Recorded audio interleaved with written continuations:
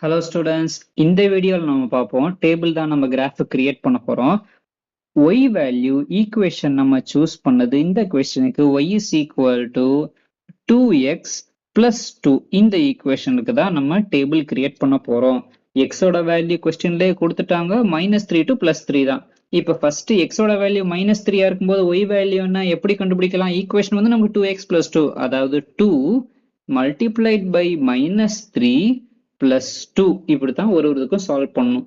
First இந்த terms first solve பண்ணுவோம். 2 into -3 it will be -6 plus 2. Answer என்ன வரும்? -4. அவ்வளவுதான். 2 into -3 அது வந்து -6, -6 plus 2 it will be -4. அவ்வளவுதான். இதே மாதிரி தான் நம்ம எல்லாத்துக்கும் சால்வ் பண்ணணும். அடுத்து x ஓட வேல்யூ -2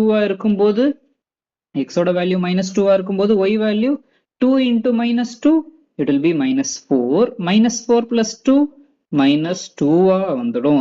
அடுத்து x ஓட வேல்யூ -1 இருக்கும்போது y வேல்யூ என்ன? 2 into -1 it will be -2. -2 plus 2 0 ஆயிடும்.